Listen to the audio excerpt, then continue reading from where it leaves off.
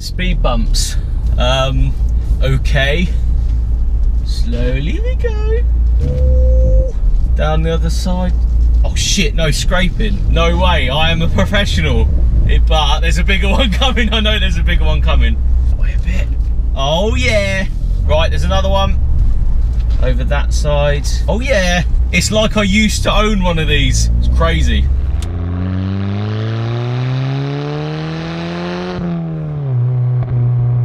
Right, what's up guys? So today you join me from the driver's seat of a 2005 Mark 5 Golf GTI. Now, a lot of you may know this or may not know this, but my second car I ever had, and the second car I ever actually sat and modified and had for a longer period than 6 months, I actually had the car nearly 2 years, was a Mark 5 Golf. So I have a big love for Mark 5 Golfs, I always will do.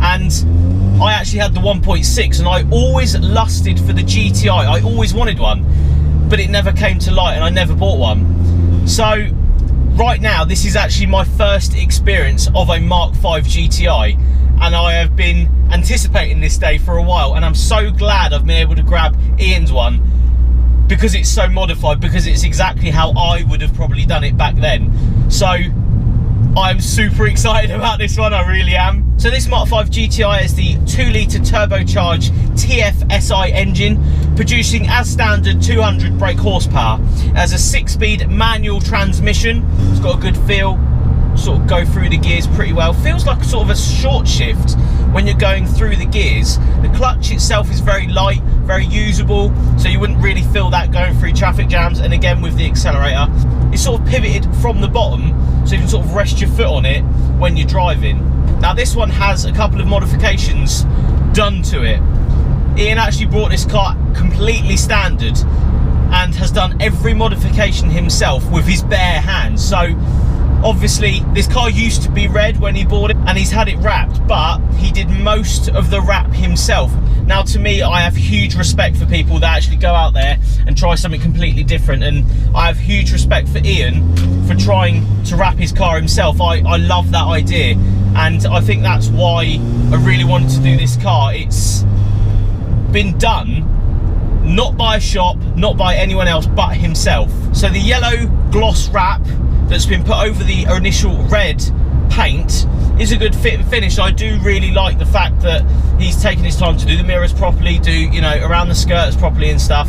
So, you know, big props for him for doing that. The car is sat on FK coilovers. Quite a nice ride, you know, a little bit stiffer than standard, don't get me wrong, but the car is relatively low, so you're going to expect, you know, a little bit of a more harsher drive and a little bit of, you know, comfort lost, but I still think there's great comfort coming from the coilovers. This car is also sat on some water-cooled wheels in a rather fetching purple, which I'm a big fan of. I do like the old purple paint.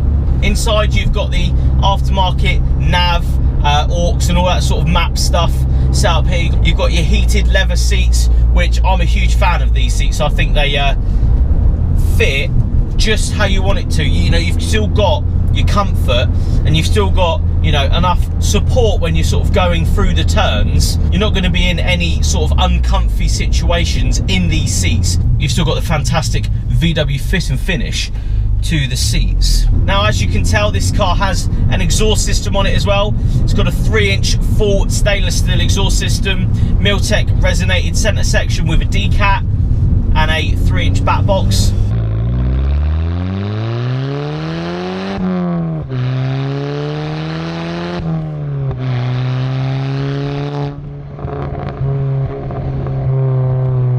It's got a great sound to it. That coupled with an S2000 filter, I think you do get a great sort of feel when the boost comes in.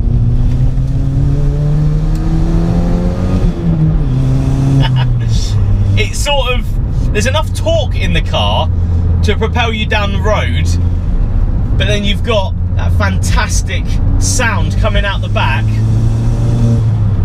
And, you know, with it being relatively low, don't get me wrong, I'm a little bit, you know, hit and miss with how, you know, to drive this quickly, but it's still down the right B road, very, very capable of sort of taking on any corner. You know, there's no scrubbing from the wheels, there's no sort of smashing and banging around on the bottom of the car. That's the last thing you want, is, you know, lowering one of these and not really being able to use that fantastic engine because it's too low. I think where he's got it sat right now is exactly where I would want it to be.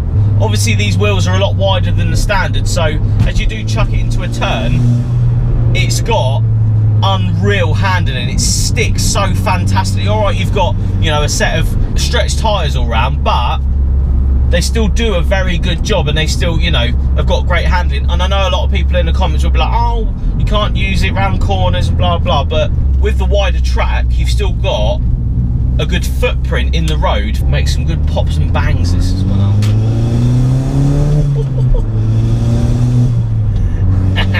Now this car hasn't actually been mapped yet, but we estimate around, you know, 220 to 230 brake horsepower with what's been done to it.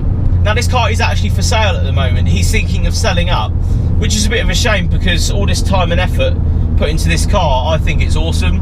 But, you know, he wants something else, which is fine. So I'll include in the description for anyone that actually would like to come and view this car and take it off his hands, because to be honest, I can see why anyone would want this. I think it's awesome. It's the best of everything. You've got an unbelievable sound system, you've got, you know, your maps, you've got everything inside, you've got your heated seats, you've got, you know, climate control, you've got everything you could want, you know, as a daily driver. And then you got that fantastic look of outside. When I'm just looking through the mirrors and you see the yellow going down the road, what a different colour to have your car. I love the wrap, I think it's so cool. And then coupled with, you know, the water-cooled wheels, really sets the car off. It's something a little bit different as well, and that's what it's all about. I love different cars. I love, you know, something a little bit different to bring to the channel, and I think this definitely is one of those cars. So now it is a gloriously sunny day. Let's have a look around this Mark 5 GTI. Now, a couple of things to point out, obviously, before we start around the tour. This has been wrapped in gloss yellow. It used to be red, so, you know, there will be a couple of red highlights still going through the car. This was all done by Ian himself and a couple of friends. So huge shout out to doing your car, you know, yourself, not getting a shop to do it. I've got mad respect for people that do that. It's something that, you know, I would love to do myself, but, you know, time, you know, and all that sort of stuff, energy, money, wanting to, you know, not fuck it up and stuff. Good on him for doing it, because it's definitely something I wouldn't be able to do. So coming around the front, you've obviously got the debadged front grille, all gloss black as well, obviously with the blanked number plate recess. I like the yellow pinstripe going around. Obviously this is usually red on these, so that sort of goes with the yellow of the car. You've got the xenon headlights, which are a factory optional extra on these, if I remember rightly. Very sought after, as well as the electric folding mirrors that this has got as well. That's a sort of sought after optional extra. Around the front you've got real carbon fibre eyelids on the headlights. You've got a carbon fibre wrapped bonnet. You've also got a carbon fibre wrapped roof to go with the bonnet to sort of give it a bit more of a contrast. You've got a carbon fibre wrapped side skirts as well, sort of go with the black and yellow theme on the actual body of the car. But the wrap job itself I am stupidly happy with. You know, it takes a lot to do this yourself. It takes a lot of time, a lot of effort, you know, to wrap a car yourself, so huge respect for that. Coming around the side, you've got the water-cooled wheels on 215/35 18-inch tyres up front. Still a good ride, you know, on the FK coilovers. I'm very happy with them. I'm loving the colour of these though. They're like a sort of a funny purple, sort of a Cadbury's purple. Coming around the back, you've got obviously the wider set rears. I think they're 8.5 front, 9.5 rear. A bit of concave on the back, which I like to see. And you've got a 225/35 18 on the rears. A little bit of stretch all round, but it tucks in the tyre a little bit, gives it the girth it needs, and you can still get the car pretty low. And obviously coming around the back, this is probably my favourite sort of look of Golfs. You know, when you've got, you know, a bigger wheel and tyre package, lower a little bit, it just fills the car out so much more. These are a little bit bulged, you know, out of standard. So as you've got, you know, the back bumper coming around, sort of meets with the wheel very nicely. Reminds me of when I was younger and I had my Golf. I loved the look of the rear end. It just, you know, looked so smart from that sort of angle. It just bulged right out here with the back, you know, lights coming around. Just looks so awesome. Coming to here, you've got a 3-inch back box with a 3-inch downpipe, Miltec non-resonated centre section with a decatted front section. And obviously the wrap job's been carried down to the back bumper there, with the black across the bottom. But coming around the side, although the flies seem to love this yellow, I've got love for it. I love the yellow. I think it's such a cool colour on a Golf. Very American sort of styling with the wrap job. Jumping inside, and you're met with such a nice interior. You know, the levers with the GTI print in there. Always really like sort of the headrest and how it sort of comes over the seat like that. Coming down, you know, big bolsters here and on the bottom. Really keep you in the car when, you know, going through the corners and stuff, but still so comfortable. And obviously being VW, everything's got a great fit and finish. The feel of the steering wheel, you know, where your hands go and stuff, and on the gear knob, and you know, the fixtures and fittings all seem to fit fantastically. And obviously you've still got more than enough room in the back to party with whoever you fancy. And the levers obviously come out a little bit down here, sort of racing seats, I suppose, in the GTI. And obviously in the centre you've got your double din with all your media and navigation systems on there. Heated seats, the fantastic sliding opening armrest, big fan of that. It doesn't get in the way of the handbrake either, like other VWs do. I've got this thing about, you know, VWs not putting the armrest in the right place, which sounds stupid, but obviously when your arm's on the armrest and you can't get to the handbrake, it's something you need to do, especially with a manual flat bottom steering wheel as well, with the GTI on it, looking awesome. Coming under the bonnet, obviously you've still got the accents of red under here. There's no way I'd ever take an engine out to wrap a car. I think that's a silly idea. So it's all still red under here, which is absolutely fine in my books. You've got the S2000 air filter there going into a Revo Intake. You've got a forged dump valve, got a good sucking noise as we're going down the road. It's very, very loud, but I do really like that sort of sound when we're boosting along. And obviously you've got all your exhaust manifolds and stuff down the back of the engine. But yeah, overall, a lot of people will look at this and think, oh, it's a Golf, you know, it's a GTI, whatever. I have waited years to drive one of these. I wanted one so bad when I was about 18, 19, 20. I only could afford at the time a 1.6, so, you know, that's what I bought, was the 1.6 version. I, you know, stanced out, put wheels on it. You know, a lot of you may know on the channel, you know, through my car history that I did.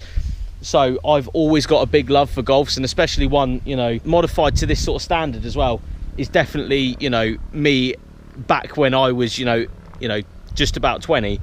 This is what I would have had. This is probably the colour I'd have chosen, the wheels, everything. So to me, this is definitely looking back in time of what I would have done. You know, I absolutely love what he's done to the car, the way it looks, the way it, you know, handles, the power is, you know, it's if I was 20 and I was driving this, I'd have the biggest bloody smile on my face in the world, because that's what I wanted. I wanted this exact car. So to be sat here now showing you guys this car on my channel is insane to me, because as a 20 something I would have killed to be in this position. So, and that's what this channel is all about. It's cars like that that gives you that feeling, the achievable cars. This is an achievable car in my books. All right, I never actually achieved one, don't get me wrong, I never got to the GTI that I always wanted, but the fact that I can drive this one today just makes it for me. I absolutely love it.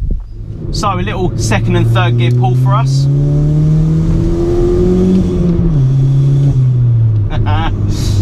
Yeah, it definitely got some get up and go, this car. Yeah, I like this. This is awesome. And you can chuck it into a corner in it, you know, corners really, really flat and nice. And when you come out the other side, you crest the boost and there's some spanner in front of you. There's no bangs, no cracks. And when you come out the other side, yeah, loving it. I think if you were in the market to buy one of these as well, the price of them has, you know, not really changed in my opinion from when I looked at them, you know, a year, maybe 2 years ago. You can still get them for a good deal. This one itself, I think, is going for good money considering how much stuff's on it. I think it's a good price for the car. So yeah, what are my overall thoughts? Well, if this was 20-year-old, you know, 19-year-old Jamie talking to you guys right now, I would have been absolutely over the moon to be driving this car. I would tell you that there would be no better car than this one I'm sat in right now.